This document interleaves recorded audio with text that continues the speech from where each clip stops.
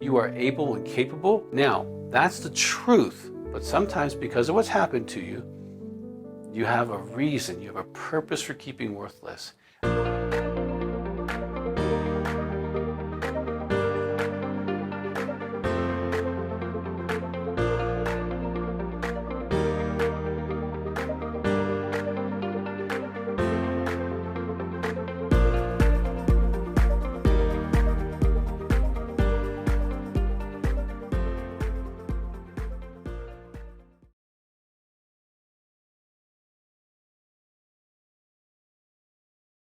The purpose of worthless. Now, we're going to have some very interesting conversations about worthless, and this is going to be one of them. Because what's the purpose of worthless? And you're like, Doug, there's no purpose for me to have worthless. I mean, it's hurting me. It's causing me problems. I mean, I'm not able to receive love. I don't believe I can do anything. I feel incapable. How could that have a purpose? Well, worthless does have a purpose.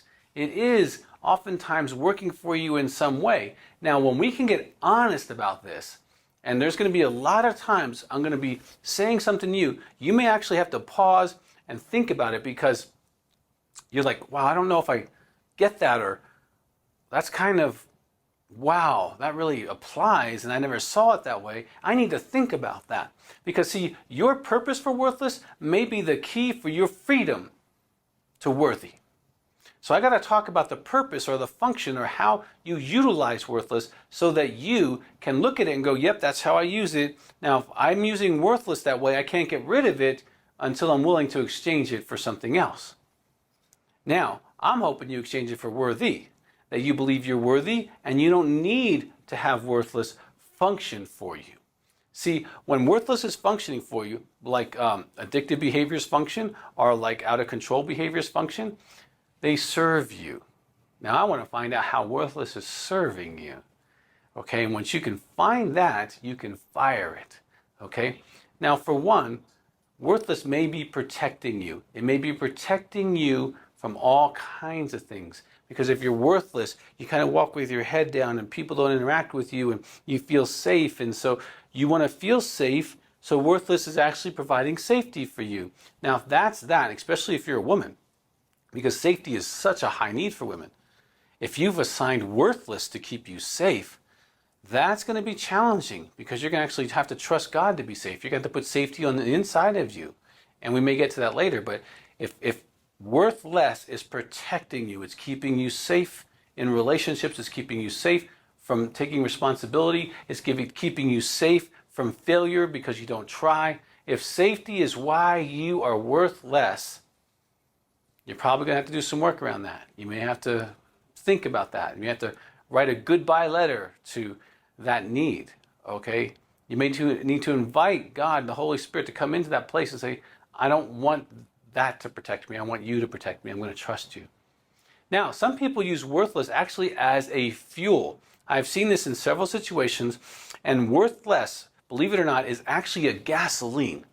It actually fuels them to want to do better, to get an education, to get a higher paying job, to work extra hours, to try harder, to be seen as good as. And it's actually a gas tank fueling something that looks good, but it's fueled by something that's very, very dangerous.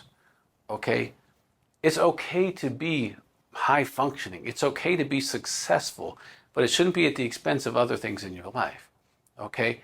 When worthless is fueling you to be good and to be enough, that's not the fuel you want. Okay? But if it is your fuel, when we start trying to take worthless away from you, you're going to fight a little bit. Because like, well, how am I going to be successful? How am I going to get motivated if I don't get motivated from a place of worth less? Well, you can get motivated from a place of worthy. You can get motivated for the love of others. You can get motivated by just obeying God and it being His calling on your life, which is a great way to be motivated, great way to wake up. I love waking up knowing that I have a destiny in Christ and today's part of that destiny. Okay? But if it's your fuel and it actually is being utilized to push you through things, you're going to have to look at that, be honest about that. Now, for some, worthless is a way to make an appearance. It's a way to make sure everything looks good, okay? It's a way to live in the image, okay? And you don't want to do that. but worthless sometimes can fuel you into making things look good, making things look almost perfect, okay? But it's coming from a place of worth less, and that's not where you want to be. Another thing, it can keep you from making mistakes. It's like, and I find a lot of people who struggle with worthless, when they comes to making mistakes, they either always are apologizing, I'm sorry, I'm sorry, I'm sorry, I'm sorry, even for things they haven't done, or they never apologize because they can't be wrong, which is really dangerous, okay? But it can really help you to try to be perfect and put you on the thing, well, I don't want to make mistakes, I don't want to be late, I don't want to do this, you know. Listen, we're all human, we all make mistakes, okay? You don't need to make that a message about whether you're worth or not worth. You're human. We make mistakes. It's called sin. We make mistakes. We ask forgiveness. We move forward. Okay? Now, another thing that worthless can do. Now, this is going to sound odd, but it can keep you unwanted. See, if you're unwanted, you're never rejected. You know, it's like, nobody wants me, so, you know, I know that. And so that way I don't have to fear rejection. I don't have to risk my heart. I don't have to participate in the tribe or the community. You know, I'm going to reject them all before they reject me. You know, I'm unwanted. I'm unworthy. Okay, and it can keep you in an unwanted place. Now, if you want to be unwanted so that you can be isolated, so you can be alone, so no one can question your judgment, see your flaws, then you're going to need to keep worth less, because worth less keeps you unwanted. Now you say that's crazy. I know that, but some people believe crazy things. When you have worthless as a core belief, a mechanism inside of you, your reasoning can't always be rational. It has to be irrational. Okay? Now, another thing it can do is worthless can keep you from being intimate. Okay? Spiritually, emotionally, or sexually. And some people don't want to have sex. And so they keep worthless, so they don't. They don't want to be emotionally intimacy, so they keep worthless. They don't want to pray or be spiritually connected to their spouse or others, so they keep worthless. I'm unworthy of that. Okay, which is another way of saying I don't want to take responsibility for that, or I don't really want to connect to you. And if someone's struggling with intimacy anorexia, check that out.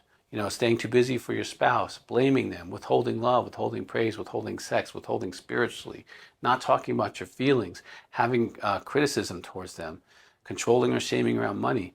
Maybe feeling like a roommate if you're married to someone like that. If you have those issues, check out intimacyanorexia.com and give you a lot of information. But some people use that worth less as a way to keep them from giving their heart to the other person. Okay? So that may be a protection mechanism again. Another reason that some people keep worthless is so they can not be intimate sexually, not be connected during sex. I mean, for the woman, she's not engaging, she's not talking, she's not celebrating her husband. Okay, she doesn't want to give all of herself sexually. A husband who's in fantasy, or his eyes are closed, or he doesn't say anything, and you're not connecting your spouse, and she feels alone and disconnected, and actually negatively reinforcing sex. Okay, but worthless may allow you, well, I'm not worthy of that, so that's why I don't give all of myself during sex. Now that's a tricky one, because most people aren't honest about that unless they're actually confronted. But you need to look at that to keep you depressed.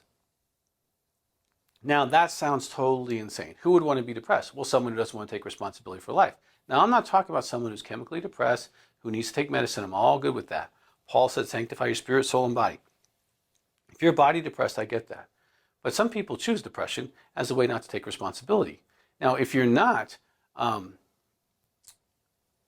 functioning kind of in a good way, and depression is part of your life, you want to check that out, go to a doctor. But if it's not biochemical, then you may be actually using worthless to keep you depressed. Well, I'm unworthy.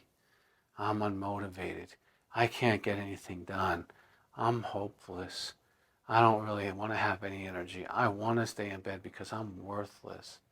Okay, well then worthless may be actually helping you or enabling you to kind of stay depressed. Now again, people who are depressed, if you need treatment, get that. But some people actually choose that lifestyle so that they don't have to be responsible. And if that's you, you want to look at worthless, because worthless is probably going to be a close cousin to keep that depression intact.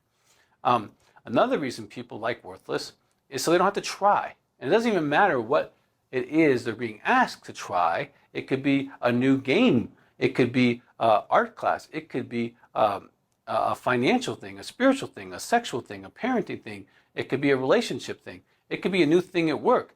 Okay, but see, I'm worthless, so I really can't try. Okay, now those people don't tend to get promoted, which may be the agenda, because they don't want more responsibility. But it keeps them from not trying things, not experimenting, not taking any risk. And if that's why you keep being worthless, you can understand you'll need worthless as long as you're unwilling to take risk in life. Okay? One thing, some people don't want to be responsible. Now, if you don't want to be responsible for your life, you are going to need worthless. I'm not responsible for that. I'm not responsible for that happening. I'm responsible for that. I'm not responsible to reach my destiny. I'm worthless. I really can't make it. I can't do it, Dr. Weiss. I don't really know why. I just don't want to be responsible for that. I don't want to take responsibility. So me and worthless, like we're buddies because like he or she keeps telling me that like I don't have to because like I'm innately worthless. Well, if you're innately worthless, you're not responsible for anything. And that may be why you need worthless. So you can think about that. Now, another thing is worthless can keep you in any addiction cycle. Whether you're addicted to a person or a relationship, whether you're addicted to sex, pornography, drugs, food, caffeine, working out. If you have an addiction, worthless can actually be that gas tank to keep you in that cycle. And so you want to be careful that worthless isn't part of why you're staying addicted to a substance or a person. Okay, because you're unworthy of being healthy. Okay, you are worthy to be free. You're worthy to be responsible. You're worthy to take care of yourself and the mission that God has you on while you're on earth. You are able and capable. Okay, now that's the truth. But sometimes because of what's happened to you, you have a reason, you have a purpose for keeping worthless. And I hope this helped you just kind of maybe look at some things. As you're working through the workbooks, you're definitely going to find how worthless maybe has come into your life and is actually serving a purpose.